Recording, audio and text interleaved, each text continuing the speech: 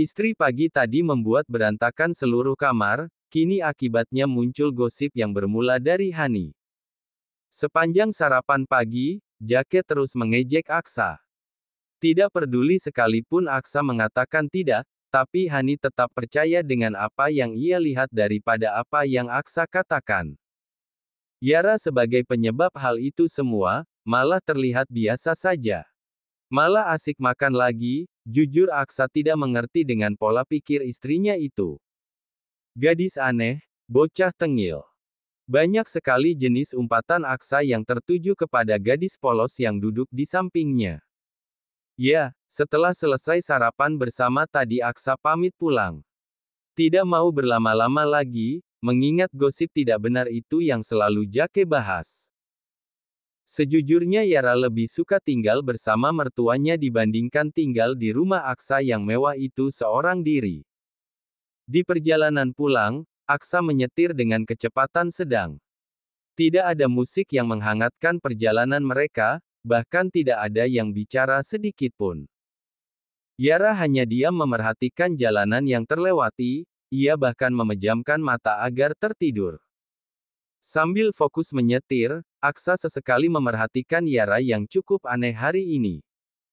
Biasanya tidak akan berhenti bicara sedikit pun, kini malah lebih banyak diam. Aksa melihat jam di tangannya, sepertinya belum masuk jam Yara untuk bertingkah aneh. "Kau baik-baik saja?" tanya Aksa langsung saja untuk memecahkan rasa penasaran yang ia miliki. Yara menatap ke arah Aksa sebentar. Pria itu terlihat tampan kala sedang menyetir seperti itu. "Baik," jawaban yang sangat singkat dari Yara yang terkenal cerewet. Aksa sampai melirik ke arah Yara yang kini malah melamun menatap lurus ke depan. Aksa menghela napas berat, ia tahu sepertinya Yara sedang tidak mood. Kala melewati minimarket, Aksa menghentikan mobilnya di sana. "Kenapa berhenti di sini, Kak?" tanya Yara. Ia ingin segera cepat sampai ke rumah. "Beli es krim, kau mau tidak?" Aksa menawari tanpa menatap Yara sama sekali. Ia malah sedang fokus menata rambutnya yang sedikit berantakan. Yara tersenyum tipis melihat cara Aksa, ia mengangguk mantap. Kalau sudah es krim maka Yara tidak akan menolak sedikit pun. Aksa dan Yara turun dari mobil, mereka berjalan beriringan menuju minimarket. Aksa lega karena melihat Yara yang sudah tersenyum ceria. Bahkan tertawa kepada Aksa, ternyata mudah sekali membangkitkan mood seorang anak kecil, itulah yang ada di pikiran Aksa sekarang. Di kotak es krim, Yara memilih es krim rasa strawberry. Sementara Aksa memilih rasa coklat, ia sengaja membeli banyak karena yakin semua ini akan habis Yara makan. "Mau jajanan juga ya, Kak?" pinta Yara dengan wajah menggemaskan. Aksa mengangguk saja, ia mengikuti Yara yang berkeliling membeli jajanan yang diinginkan. Begitu banyak jajanan yang Yara beli, awalnya Aksa cukup terkejut. Apalagi kala sampai di kasir menuju pembayaran, Yara benar-benar bahagia saat ini. "Terima kasih, suamiku," ucap Yara kala Aksa sudah selesai melakukan pembayaran. Manis sekali senyuman itu kalau abis dapat sesuatu. Ejek Aksa yang malah membuat Yara terkekeh-kekeh saja. Kedua tangan Aksa menenteng kantong plastik besar yang mana berisi jajanan Yara. Sementara Yara malah asik berjalan di depannya, mengajak Aksa untuk duduk di bangku depan minimarket seperti remaja seumurannya. Aksa mengalah saja, ia duduk di samping Yara. Mereka makan es krim bersama sambil Aksa mendengarkan Yara bercerita. "Aksa," suara itu mengejutkan Yara, ia terdiam kala melihat Hera yang berjalan ke arah mereka. Lain dengan Aksa yang terlihat tenang saja, seperti tidak ada siapapun yang datang. "Aksa." Hera memanggil lagi, kali ini lebih keras mungkin mengharapkan respon dari Aksa. "Aku ingin bicara denganmu, empat mata saja." Hera beralih menatap adik tirinya yang malah terlihat bingung. Yara tersadar, ia langsung bangkit dan berlalu pergi menuju mobil Aksa. Aksa juga tidak menghentikannya malah asik makan es krim seperti tidak ada Hera di sekitarnya. Gadis itu adalah adikku, apa kau tidak malu menikah dengan dia? Tanya Hera dengan nada mengejek. Tidak marah atau bahkan protes, Aksa malah tersenyum saja. Habis satu bungkus es krim itu, Aksa kembali mengambil satu bungkus yang baru. Hera mengepalkan tangannya erat karena Aksa mengabaikannya. Dia anak haram, kau akan kena sial bersama dengan gadis bodoh itu. Dia lahir dari wanita murahan yang telah merusak moral ayahku, dia anak tidak tahu diri. Ucap Hera dengan intonasi sedikit tinggi karena geram dengan Aksa yang malah berekspresi biasa saja. Aksa tidak peduli mau apa posisi Yara yang sebenarnya, menurutnya itu tidak penting. Mau Yara anak kesultanan juga, Aksa juga tidak akan menyukainya. Sudah bicaranya. Tanya Aksa sembari membuang bungkus es krim kosong itu ke dalam tempat sampah. Aku tahu, kau pasti sedang bingung sekarang. Reputasimu sebagai model yang sempurna hancur sudah hanya karena ulahmu. Aku cukup sedih dengan itu, turut berduka cita. Ucap Aksa dengan nada angkuh. Cek, kau mantan pria lumpuh. Tidak usah mengasihani aku seperti itu, kau tidak pantas melakukan itu kepadaku. Teriak Hera tepat di hadapan Aksa yang berekspresi datar saja. Aksa tersenyum sinis, ia mengambil kantong plastik besar itu. Lalu melangkah pergi melewati Hera begitu saja.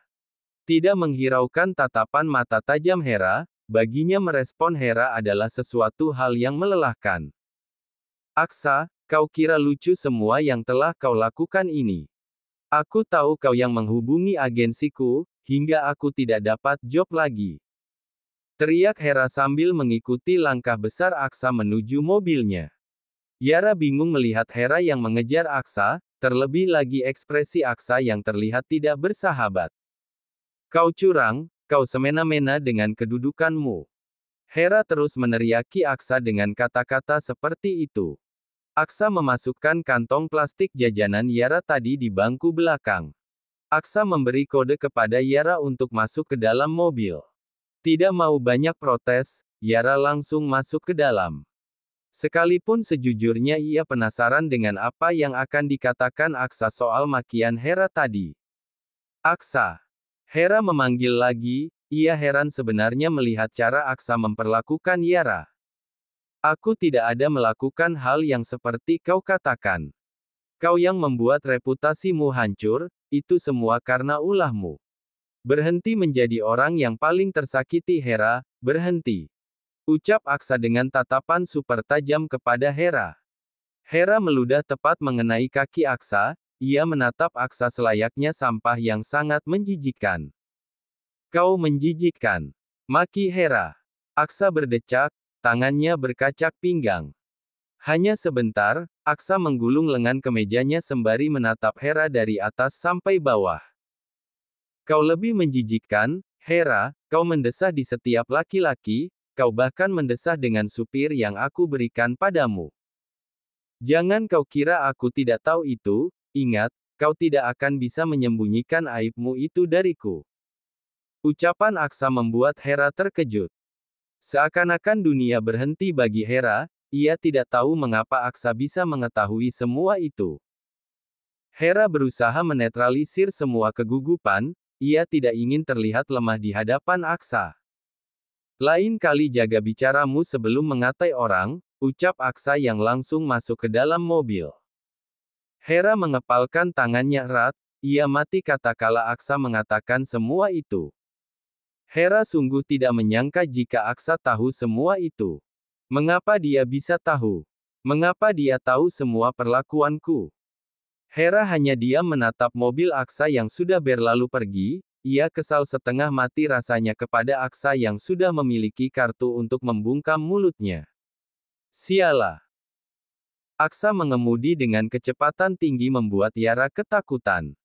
Yara menggenggam erat seat belt, ia takut sekali kala Aksa menyetir dengan ugal-ugalan seperti ini. Ternyata benar, bertemu mantan kala sedang di perjalanan seperti ini cukup mengerikan. Gumam Yara di dalam hati. Bahkan Aksa seperti tidak takut dengan apa yang dilakukan, hingga membuat kepala Yara sakit. Mual datang melanda, Aksa benar-benar ugal-ugalan kali ini.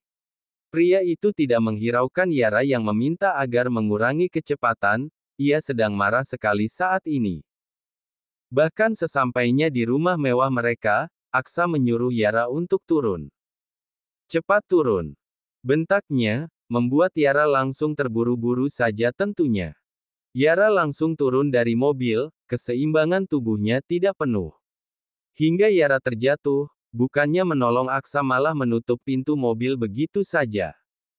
Melajukan mobilnya kembali pergi, Yara hanya diam menatap kepergiannya. Yara muntah-muntah karena kepalanya sangat pusing dengan cara Aksa marah seperti tadi. Lagi dan lagi Yara selalu menjadi korban kekesalan orang, siapa yang salah siapa yang merasakan hukumannya. Yara berusaha untuk bangkit, ia bingung melihat Aksa yang kembali keluar entah kemana. Sama-sama sarap. Maki Yara, dengan kekuatan yang tidak seberapa Yara menendang pot bunga yang tidak bersalah. Aksa melajukan mobilnya dengan kecepatan tinggi, mengikuti kemarahan hati yang membawanya menuju perusahaan. Aksa turun dari mobil, ia mendongak menatap gedung yang menjulang tinggi itu. Aksa teringat dengan semua hal yang telah ia perjuangkan selama ini. Hera tidak tahu apa-apa tentang pengorbananku, dia sampah. Umpat Aksa, ia tidak akan menerima semua penghinaan Hera tadi. Aksa kembali menunduk menatap kedua kaki yang terkena ludah Hera tadi. Rasanya Aksa dendam sekali, kalau membunuh tidak mendapatkan hukuman maka sudah pasti Hera sudah terkubur di dalam tanah. Aksa. Panggil seseorang yang langsung membuat Aksa membuka kedua sendalnya. Membuang di tempat sampah hingga sekarang kedua kakinya tidak memakai alas kaki. Ada apa? Hanya itu sahutan Aksa kepada Danu yang menatapnya heran. Sudah lama Aksa tidak bertemu dengan sang kakak, biasanya sebelum menikah pasti akan bertemu dengan Danu setiap harinya. Kenapa kau buang sendal mahalmu? Tanya Danu, ia menatap sang adik dari atas sampai bawah. Tidak apa-apa, lagian sendal itu sudah terkena najis yang tidak akan bersih dengan air apapun. Jawab Aksa asal, ia melangkah memasuki perusahaan yang langsung diikuti oleh Danu. Para karyawan menatap Aksa heran, karena pria itu berjalan tanpa alas kaki. Apalagi dengan Danu yang berjalan di belakangnya seperti mengejar Aksa untuk mendapatkan penjelasan. Aksa, Danu berusaha mengejar langkah cepat sang adik. Ada apa? Tanya Aksa yang kini sudah memasuki lift begitu pula Danu. Menekan tombol untuk menuju lantai paling atas, tempat di mana ruang kerja mereka berada. Kau habis bertemu dengan Hera? Tanya Danu, entah kenapa ia curiga ke arah sana. Melihat mood sang adik yang terlihat tidak baik-baik saja, Danu yakin jika baru saja bertemu dengan Hera. Hanya itu jawaban dari Aksa, Danu sudah terbiasa. Aksa memang dingin, terkadang juga menjawab dengan anggukan kepala saja. Pintu lift terbuka, Aksa berjalan ke arah ruangannya sementara Danu mengikuti langkah Aksa terus. Danu melihat Aksa yang mengambil sendal baru di lemari, ia terus memerhatikan gerak-gerik sang adik. Apa yang dikatakan wanita itu kepadamu?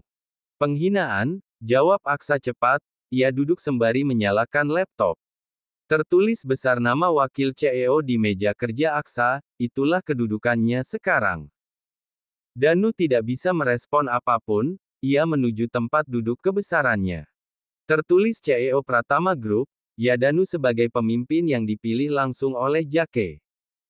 Aksa tidak keberatan sama sekali, karena perusahaan yang benar-benar miliknya berada di benua Eropa. Hanya saja Aksa belum siap untuk pergi ke sana, ia ingin tetap berada di Indonesia. Di sela Aksa yang sedang sibuk dengan dokumennya, ada Danu yang selalu memerhatikannya. Danu tidak bisa berbicara apapun, ia tahu seperti apa sakit hati sang adik. Danu berharap semoga Aksa segera menemukan kebahagiaan, bahagia bersama dengan Yara. Oh iya, bagaimana dengan Yara? Tanya Danu, ia baru ingat dengan itu.